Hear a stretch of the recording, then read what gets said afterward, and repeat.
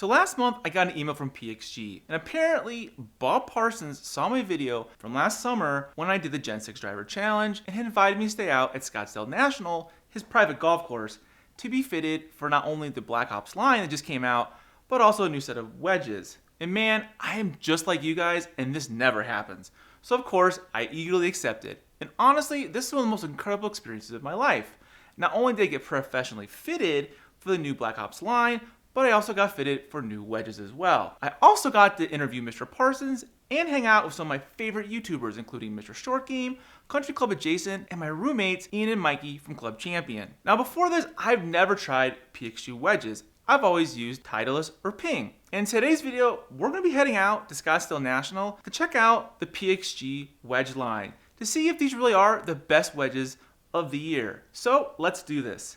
So I'd like to see you just hit a couple of shots with this. So this would be the 56-degree version of the Sugar Daddy. This is the BP grind, so this grind is a little bit straighter.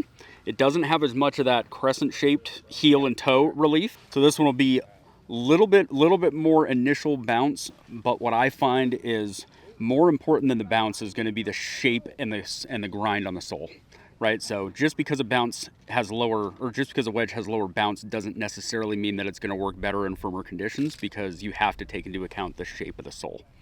So I'd like to watch you hit a couple with this so we can see what the turf interaction looks like. And then I'll put the C grind, which has lower bounce and more radius to the sole, and we'll see what that turf interaction looks like.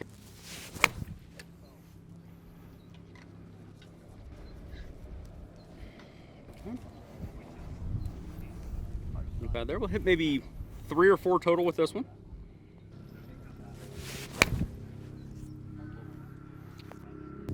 How's the RPM on that?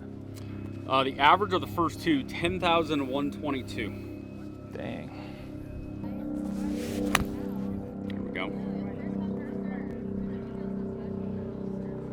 So the difference, as you can see here, and we'll have you take both of these over, but you'll notice the difference here. Yeah, there's 3 degrees less bounce on this, but I think the more important aspect of this is how much more shave there is on a C grind wedge. So we take more material away here and here to allow us to manipulate the face a little bit more, okay? And when you notice the high point of the bounce on the BP grind, it's going to be a little bit further back on the sole.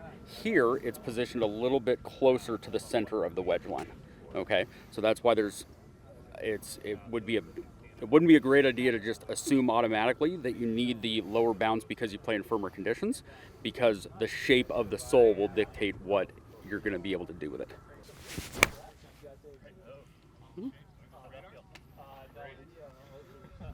How'd that look? Picked that one nicely.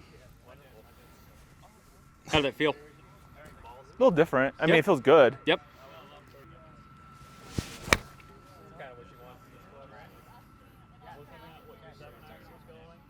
Same thing there, just picked.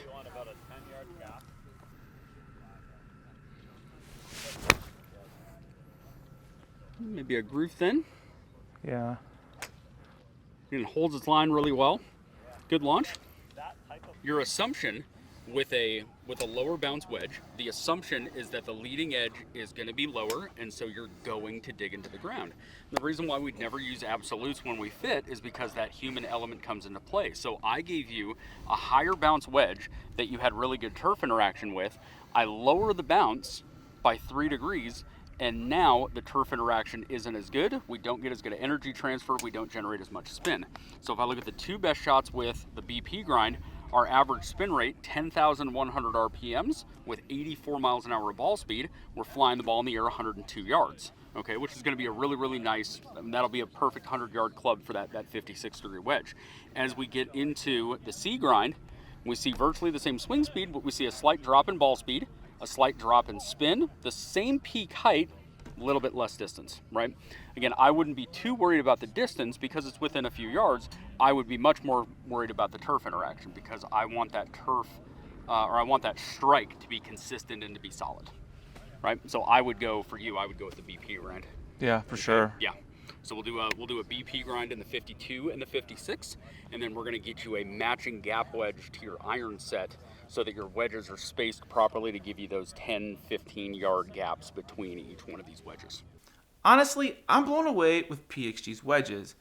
And after seeing the numbers during my fitting, it's clear that these wedges not only meet expectations, but they set them. So if you're on the fence and wondering if PXG wedges are worth the investment, I would highly recommend just going into PXG and getting fitted for them. Guys, I really hope you enjoyed this one. If you can do me a favor, can you like and comment down below what you think of PXG's wedges?